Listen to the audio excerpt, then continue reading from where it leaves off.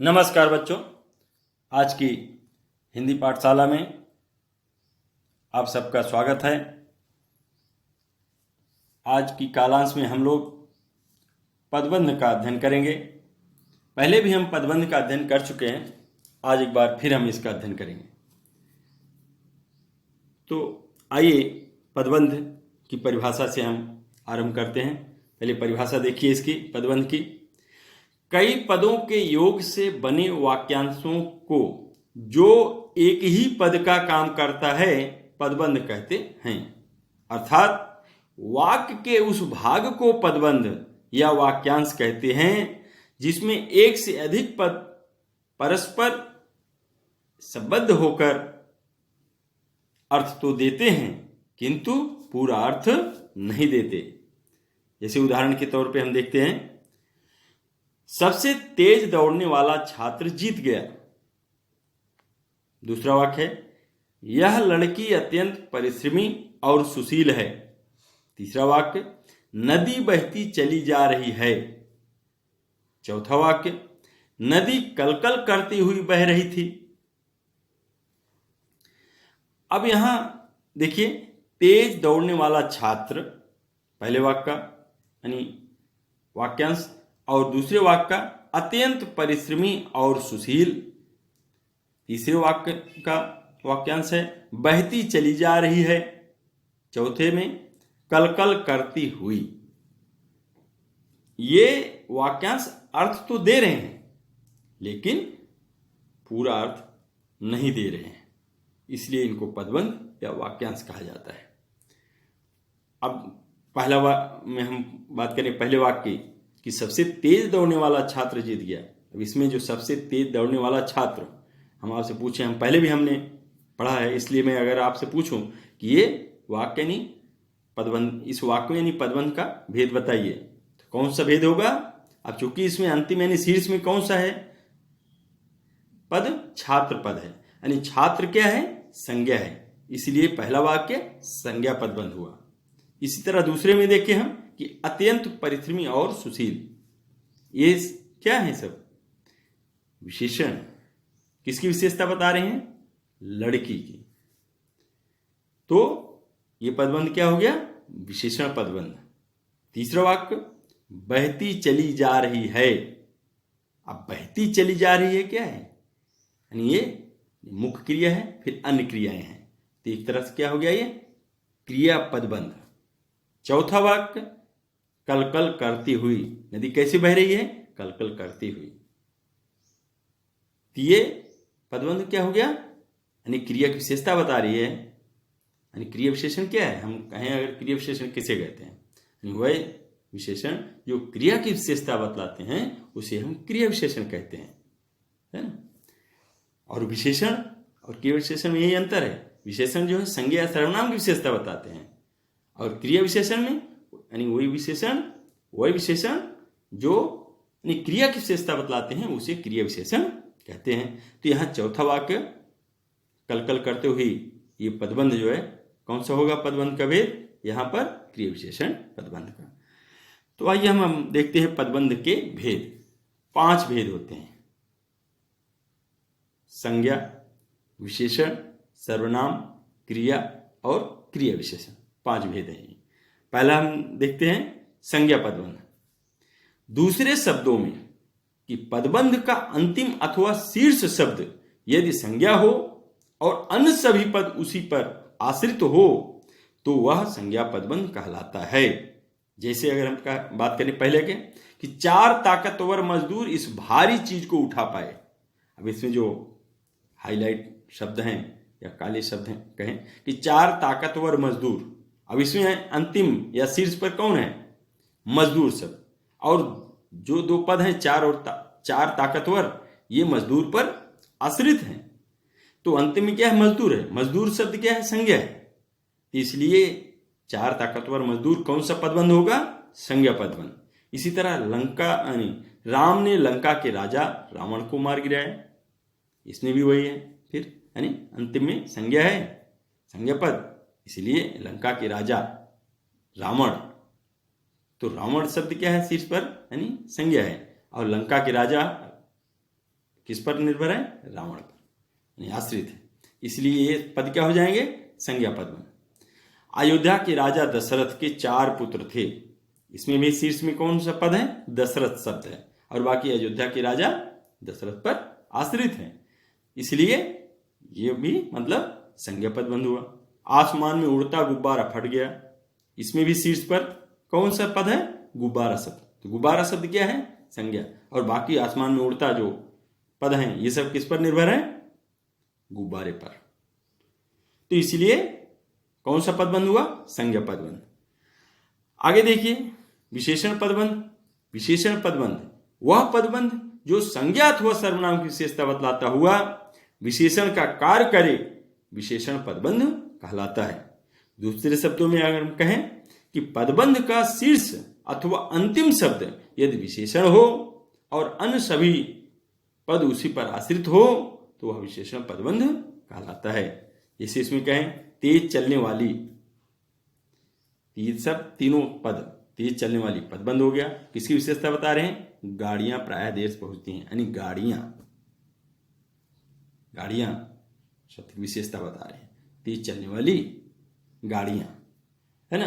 तो ये कौन सा विशेषण यानी कौन सा पदबंध हुआ? विशेषण पदबंध। दूसरा देखते हैं उस घर के कोने में बैठा हुआ आदमी जासूस है।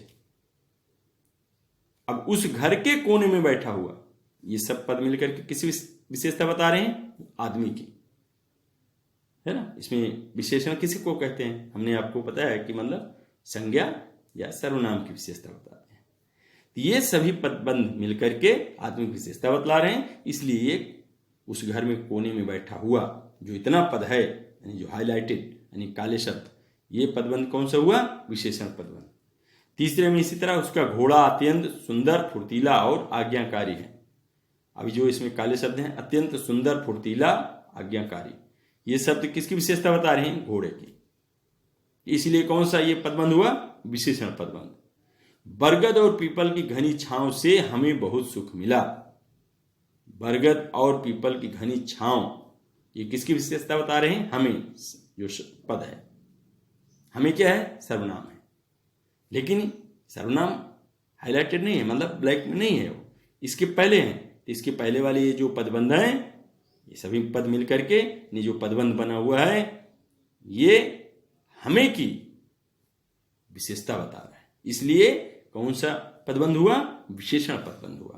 भाई विशेषण का तो ये विशेषण किसे कहते हैं? वही पदबंध जो संज्ञा अथवा सर्वनाम की विशेषता बतलाता है, उसे विशेषण का कार्य करे तो उसी को हम विशेषण पदबंध कहते हैं। तो इस तरह से हमने विशेषण का अध्ययन किया। अब अगला देखते हैं हम सर्वनाम। सर्वनाम पदबंध वह पदबंध जो वाक्य में सर्वनाम का कार्य करे, सर्वनाम पदबंध कहलाता है। उदाहरण के लिए निम्नलिखित वाक्य देखिए। बिजली से फुर्ती दिखाकर आपने बालक को डूबने से बचा लिया। तो इसमें यानी पदबंध में देखें, बिजली से फुर्ती दिखाकर आपने क्या है? पद जो है कौन है? सर्वनाम। तो ये इसलिए कौन सा पदबंध होगा? सर्वनाम पदबंध।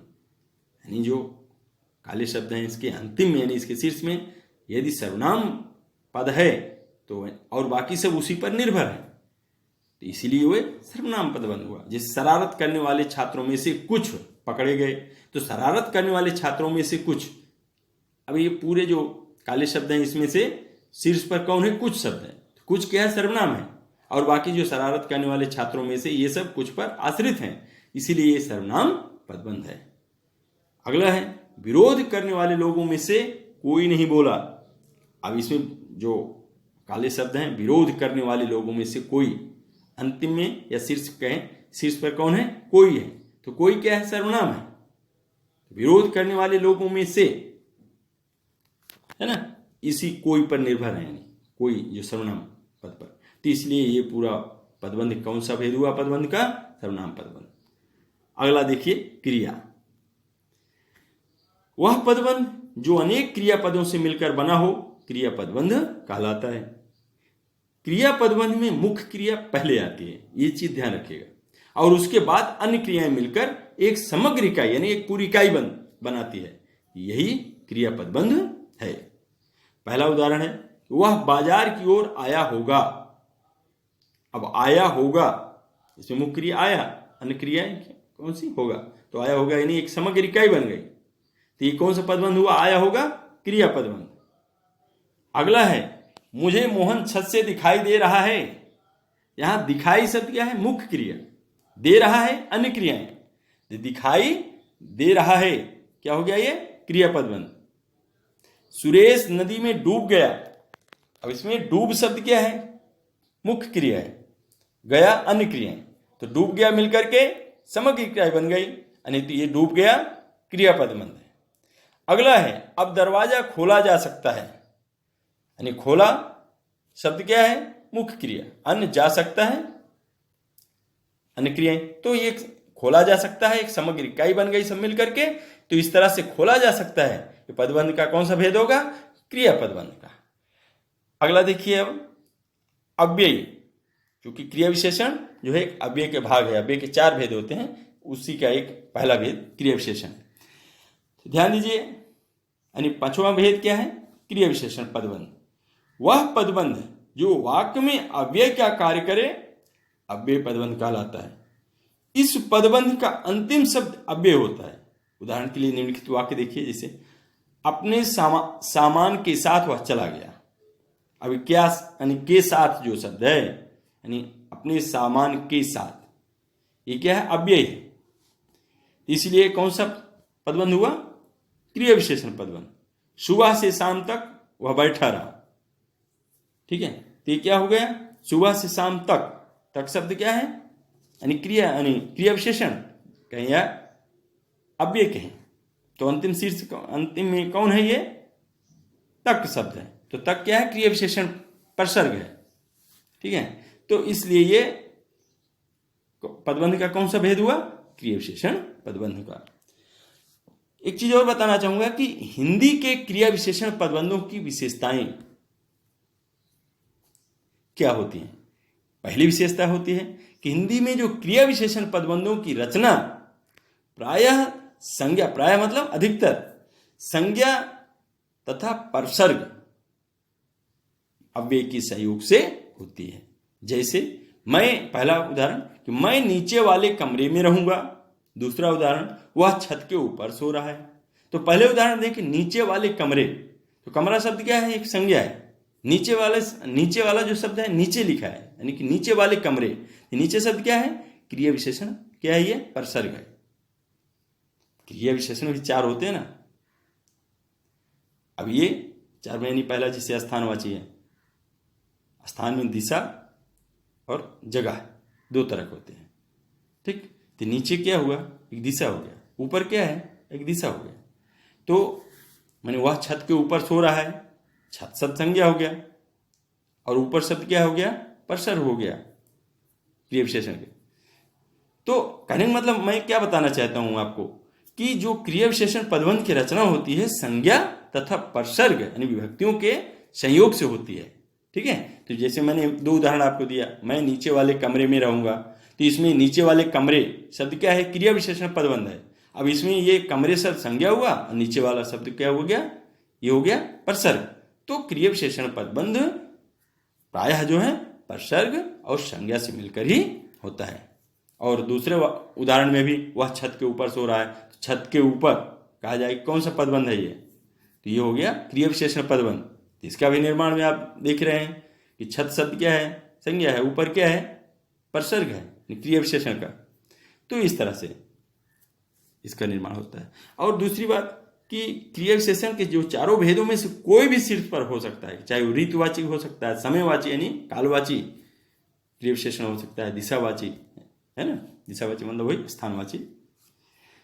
तो इस तरह से हमने ये देखा, जैसे ऋतुवाची में कहेंगे वह बहुत तेज दौड़कर आई, तो बहुत तेज दौड़कर ये क्या है, ये क्रिया विशेषण पदबंध है। मैं कल शाम को 4 बजे पहुंचूंगा, अब कल शाम को 4 बजे अंतिम में क्या है, 4 बजे यानी समयवाची। तो ये कल शाम को 4 बजे क्या हो गया, ये पदबंध कौन सा पदबंध हुआ, क्रिया विशेषण पदबंध। चोर उस ओर अंधेरे में गायब हो गया, उस ओर अंधेरे में है ना, तो ये दिशावाची हुआ। तो हमें कहने का मतलब क्या है कि ये पहचानने के लिए बता रहा हूँ, टेक्निक बता रहा हूँ कि इसमें कोई भी शीर्ष पे हो सकता है। तो चोर उस ओर अंधेरे में गायब हो गया, तो उस ओर अंधेरे में ये पदबंध कौन सा हुआ, यानी क्रिया विशेषण पदबंध हुआ। और अभ्यास के लिए मैंने यहाँ पे ये है अभ्यास कार्य में, अगर आपने इसको पांचों को जो अभी मैंने समझाया उसको आप अच्छी तरह से सुना है, समझा है, तो ये जो यहाँ पर अभ्यास कार्य दिए गए हैं आप आराम से इसमें बता सकते हो कि इस वाक्य में कौन सा पदबंध, यानी कौन सा वाक्य में यानी संज्ञा पदबंध है, कौन सा सर्वनाम पदबंध है, कौन सा क्रिया है, कहाँ पे विशेषण है, कहाँ पर क्रिया विशेषण पदबंध है। आप आराम से, मैं एक मतलब वाक्य पढ़ के सुना रहा हूँ। पहला है, पैर में लगी चोट दर्द कर रही है। दूसरा उदाहरण है, मेहनती व्यक्ति जीवन में सफल होते हैं। अब आपको इसमें जो है पदबंध के भेद बताना है। हरे रंग की पुस्तक मेज पर रखी है। अगला है, दशरथ पुत्र राम ने रावण को मारा। दादी कहानी सुनाती रहती है। राम मैदान में खेल रहा है। धरती का पानी सूखता जा रहा है। गायक गीत गा रहा है। वह बहुत सुंदर चित्र बनाता है। किस्मत का मारा वह अब कहाँ जाए। कठोर वाणी बोलने वाला व्यक्ति कम बोलता है। गर्मियों में सफेद खादी कपड़े पहनो। कोलकाता के डॉक्टरों में कुछ डॉक्टर अच्छे हैं। चोट खाए तुम भला क्या खेलोगे। हड़ताल में शामिल होने से वह बीमार पड़ गई। आपके दोस्तों में कौन साथ देगा। फिर अंतिम में है, फिर अंतिम चार है कि आज गाड़ी बहुत जल्दी आ गई।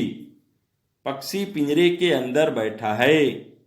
मैं इस माह के अंत तक आ जाऊंगा। खिलाड़ी मैदान की ओर गए हैं। तो इन सब वाक्यों में जो रेखांकित हैं उसी को देखते हुए आपको पदबंध के भेद बताना है। और इसके अलावा भी इस वीडियो के साथ मैं एक आपके अभ्यास के लिए, आपके टेस्ट के लिए एक लिंक भेज रहा हूं। आप लोग जो है उससे भी अब हल करना, आपको अच्छा लगेगा, आपको मजा आएगा। और आशा रखता हूं कि आप लोग पदबंध समझ गए होंगे और आप इसका अभ्यास करेंगे। और इन्हीं शब्दों के साथ मैं अपनी वाणी को विराम देता हूं। धन्यवाद। फिर हम मिलेंगे अगले कालांश में एक नई धन्यवाद।